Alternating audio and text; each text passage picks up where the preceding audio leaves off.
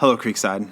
This week, we celebrate Palm Sunday, the day when Jesus rode into Jerusalem and was hailed with the palm branches and everything as the coming king who was coming to fix Israel, to set everything to rights and to the way that it should be. And that starts us into Holy Week, where we remember Jesus last week with his disciples on earth.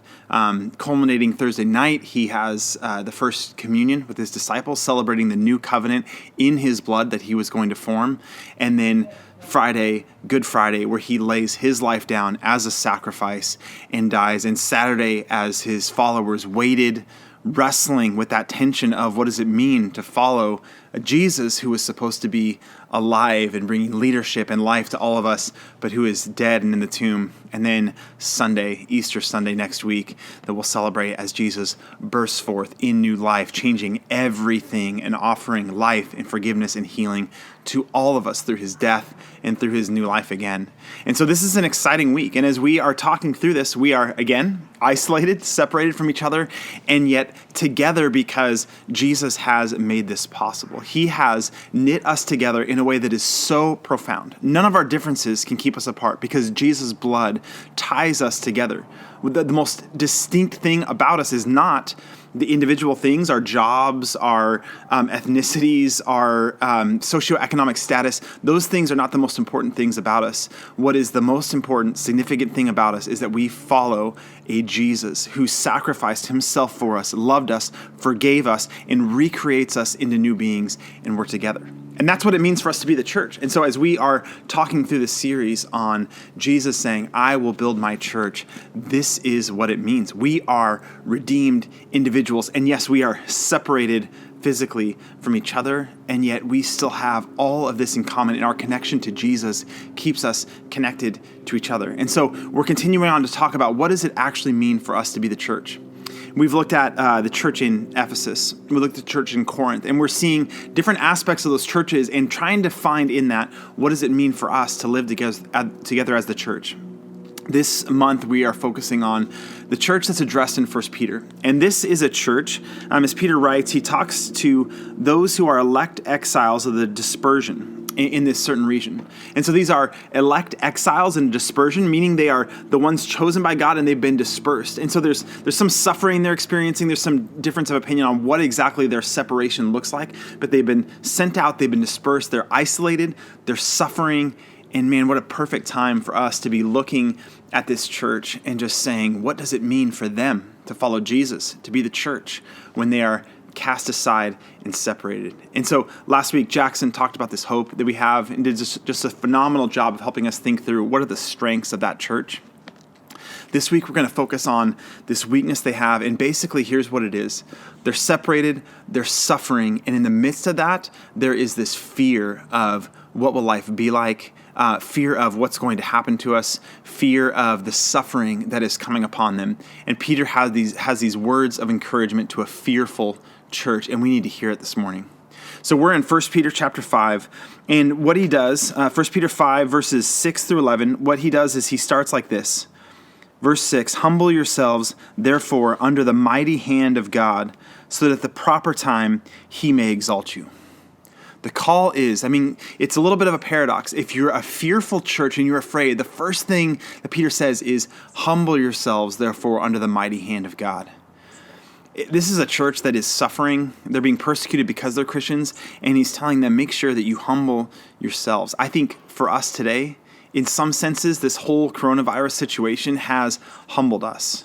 We used to think we were in charge of our lives. We used to think that our careers and that our income and all these different things would be this source of life and power and strength for us. We used to think we were different and separated from everybody else, that we were climbing these ladders. And now there's something about crisis that is this massive leveler, right? And so everyone, great and small, everybody is sheltering in place, right? I'm sitting here in my backyard recording a video to all of you sheltered in your homes, separated, because this is what a situation like this does. It puts us all in the exact same boat, the exact same position, and there's this leveling, this humbling that comes.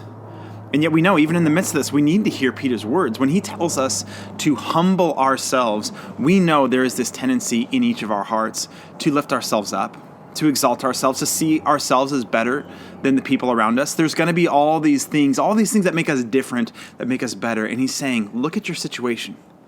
Look at the suffering you're experiencing and just lower yourself, humble yourself, put yourself in a position to recognize that you are actually under the mighty hand of God. Humble yourselves under the mighty hand of God so that at the proper time he may exalt you.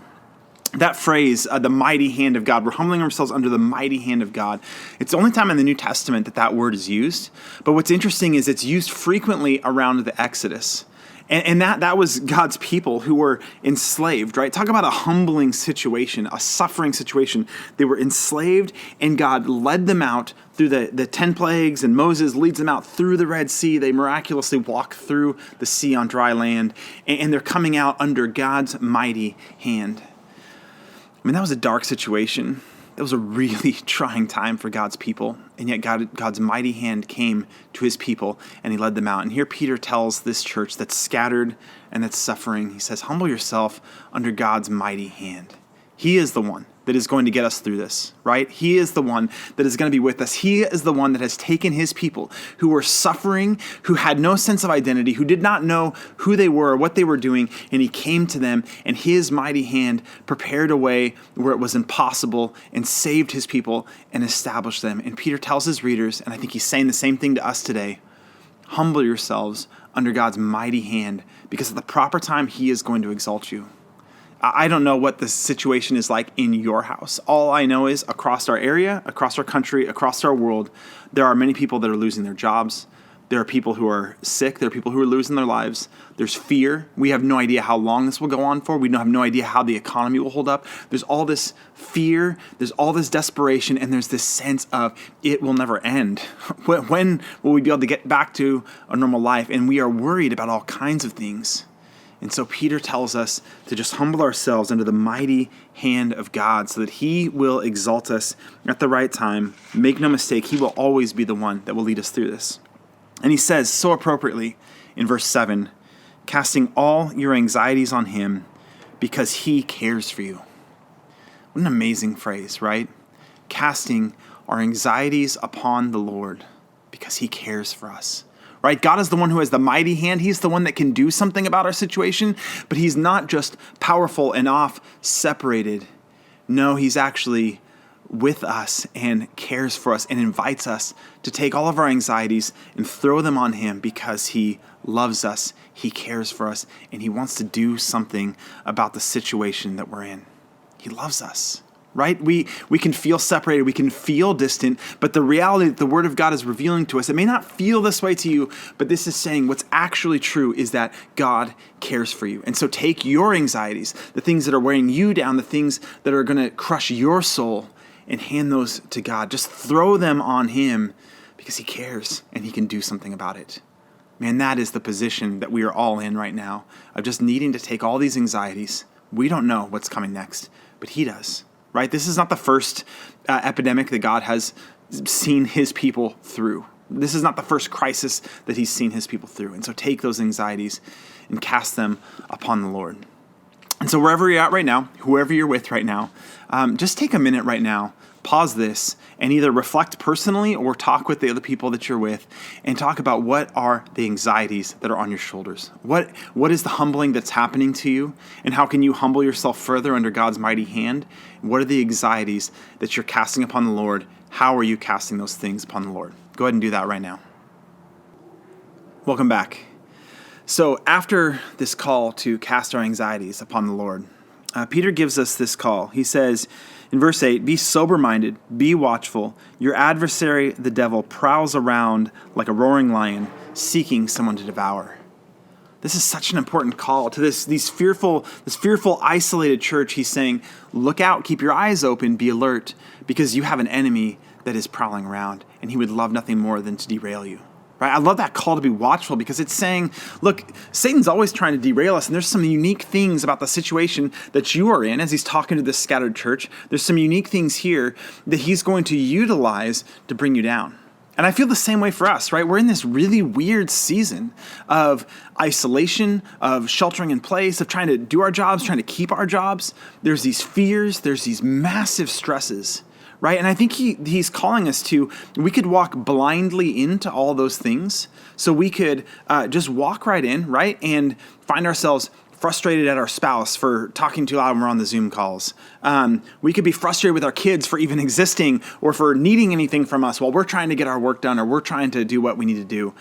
We can be frustrated at trying to homeschool and all those kinds of things. We can be frustrated with all these situations, right? We could just walk dumbly into all those things and experience the breaking down of ourselves and the destruction of our souls that Satan would like to reap on us. Or we could be taking Peter's advice here and just be sober-minded, be watchful, because we have an enemy that's going to try to bring us down. Right? I think we can see now some of the stresses that this season is bringing on, and we can watch for it. I've been trying to imagine what it would be like if C.S. Lewis wrote a Screwtape letter in this season right now. Okay, so the Screwtape letters, C.S. Lewis wrote them, and it was like one demon telling another demon, this is how you bring down the people of God. This is how you destroy them and how you lead them away from Jesus. And it's really thought-provoking. I love it. It's a great way to kind of think through the temptations that we face and how we succumb to them. But here, in this, I wonder, I can imagine a demon telling another demon, hey, take this church of God and help them to equate the idea that there's no church services, there's no church gatherings, and that means that there's no church. If you can convince the church, the people of God, that not having a church service means the church doesn't exist for a while, then we have won a huge victory, right? I can also imagine, one demon telling another, take these people of God, take these Christians, and convince them that sheltering in place means that they can't have any contact with people outside of them, right? If we could just isolate these believers, if we could keep them from, okay, they have to stay within the confines of their own house and they have to stay in their own family union, if we could convince them that they can't or they shouldn't be reaching out by phone or Zoom or FaceTime or whatever to the other Christians in their lives, staying in contact, encouraging, finding ways to help and love people that are creative, if we can convince them that sheltering in place means that they are all alone, boy, have we won a big victory. I can picture, Satan or a demon trying to convince another saying, hey, convince these Christians to focus on the things that they don't have during this season, right? There's so much that has been lost to them now. And if you can convince them to focus on what they don't have rather than finding all the ways that they can experience life, right? If we can get them to believe that their lives are on hold, that nothing new can happen, that they won't experience growth, that they won't experience life until all this is over. If we can convince them that everything is broken and focus on the things that they can't have now, then we'll have won. They'll be discontent. They'll be separated. They'll be isolated. They'll be angry. We'll have won a huge victory, right? I can picture Satan or a demon saying, take these Christians and convince them that they have nothing to offer the people around them because they're sheltering in place, right? If all I can do is be in my home, then I have nothing that I can offer to anybody else. There's nothing that I can do. And I could see Satan trying to bring us down with that line of thinking too, rather than being creative and thinking, how can I be uplifting to the people around me, praying for the people around me, reaching out to the people around me, being a blessing to the people around me in all kinds of ways that still follow the CDC guidelines that are in place. But if Satan could convince us to not think like that, but to instead think, I'm stuck here, I'm by myself, there's nothing I can offer, there's no way I can love or care for anybody else. If he could convince us of that, then man, the church will be powerless in this season. But I don't think that needs to be the case. I don't think that needs to be true at all. And so Peter is telling us, be watchful. Your adversary, the devil, is prowling around like a roaring lion. He's looking for someone to devour. Don't let that person be you. And the way we do that is we humble ourselves under God's mighty hand and we just lean in. We lean into the things that God is calling us to, that God is offering us. He says in verse 9, he says, resist the devil, be firm in your faith, knowing that the same kinds of suffering are being experienced by your brotherhood throughout the world. And I love that. I love that. Resist him, be firm in your faith, and realize that these sufferings are happening by people all around. So Peter is writing to people scattered throughout a region, and he's saying, look, you're not alone in this. Satan is tempting, trying to defeat, trying to crush all these Christians, all these places. Just realize you're not alone. Everyone is experiencing this, and also God's mighty hand is available to everyone who is suffering in all these places. And I picture that with us right now, right? Here I am, I'm in my backyard recording a video. You're meeting in your house and you're just there with your family. We're all stuck, we're all isolated, and it would be easy for any of us to believe that we're alone in this, that what we're experiencing is unique, that Satan is going to crush us and there's nothing we or anyone can do about it. But how cool would it be if we recognized, hey, we're all in the same place. There's this solidarity that we share. And the power that is available to us never had anything to do with our ability to gather in large sanctuaries together. The power we experience is the Spirit of God inside of us. He connects us to each other, and He is the one bringing life into us in the midst of these broken situations that we're in right now. And so that is available to us. And I just picture, okay, we're scattered, we're isolated, just like the Christians that Peter was writing to. Scattered, isolated, and yet I just picture in all these different locations, there's all these defeats that Satan is experiencing. As he tries to get us separated, as he tries to bring us each down, there's all these victories because God is at work and He's bringing life and He's bringing hope into all of us in the midst of this. And so take all this, take these verses 8 through 9 there, and just where you're at, either your own personal reflection or turning to the people that you're with right now, and just talk about that for a minute. What does it mean to be watchful? What are Satan's devices? How is he trying to trip you up in this season? And what does it mean for you to resist that, to lean into God's grace, to see the schemes of the devil and resist? What does it mean for us to stand firm in our faith? Let's go ahead and do that now. Okay, welcome back.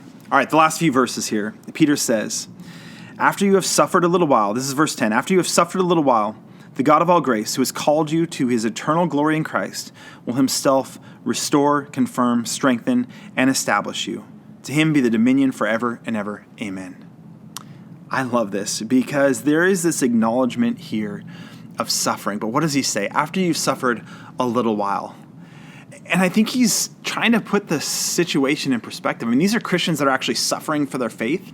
I don't believe that's really where we're at right now, but we're suffering, right? And he's just saying, just hang in there. Like, cast your anxieties on the Lord, humble yourselves under His mighty hand, resist the devil. And if you hang in there like that, then just after a little while, the suffering will be gone. God will restore, strengthen, and establish you. And I love that he calls Him the God of all grace. We need to see God right now as the God of all grace. Because I know I've been praying that this epidemic would lift. I've been praying that there'd be a vaccine that would come out. I've been praying that we'd be able to gather together again. I've been praying for health, safety, financial provision. And yet I know that a lot of my prayers are going unanswered. And that's hard, right? I've been praying that for all of you as the church. And I know some of you have lost your jobs already. Some of you have gotten sick. Some of you have family that have died from this thing.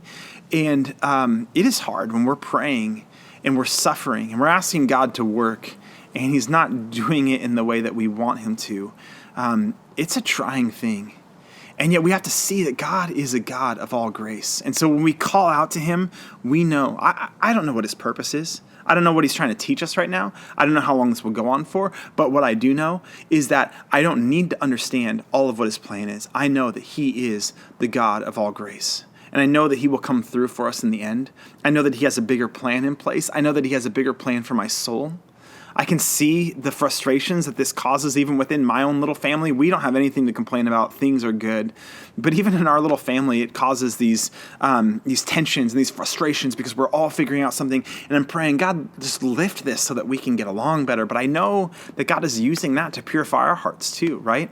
Every outburst we have, every situation is a chance for God to work in our lives and to cleanse us and purify us and make us more of who He wants us to be. And I don't know what that means on a big scale. I don't know how we answer the theological questions about why and how long and all these things, but I know those are the oldest questions in this book. You read the Psalms and people are calling out, God, how long will this go on? How long will we suffer? How long will you not hear our prayers? God's people have always wondered that, and yet God has always been the God of all grace, the God who hears, the God who loves us, the God who cares for us. And so it's right for us to lean into that, to lean into this suffering. Now, Palm Sunday, this is where we're at today. And Jesus came into Jerusalem triumphantly, palm branches waving, and He's coming in like a conquering king would. And He's humble, He's on a donkey, and He's got these few followers and everything else. And yet there is this rightful acknowledgement that Jesus is the king. Peter's saying that here to Him be all the dominion forever and ever.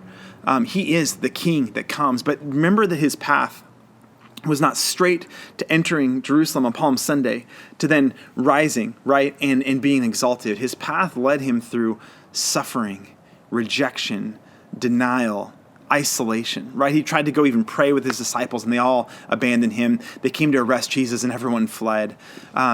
Jesus experienced this suffering, and it led even to his own death. And yet we found that on the other side of that is life and resurrection. That is so important for us to remember.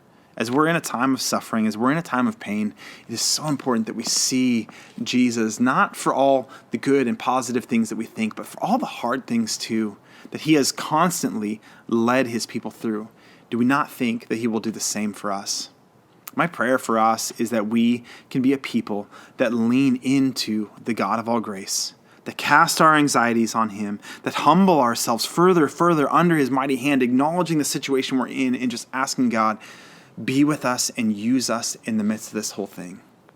And so it's right and proper that this is a Sunday. It's the first Sunday of the month. This is when we as a church family celebrate communion together. And so I encourage you where you're at. I can't prepare communion for you. And so you're going to have to do this on your own. And I think that is right and it's good because God is there with you.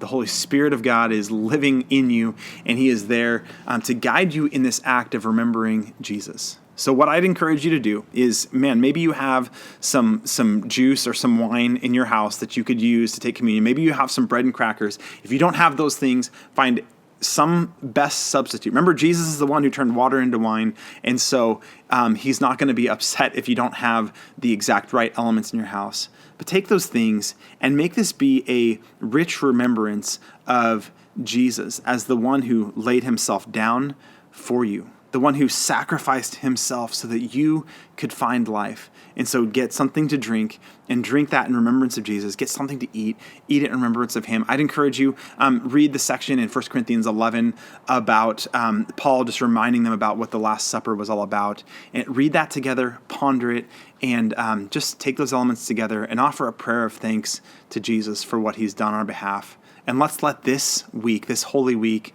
be a rich season of remembering who Jesus is and what he's done for us. I love you all. I'm praying for you as you celebrate this. We are together, even though we can't see each other, and God is with us and doing something powerful. Don't forget that.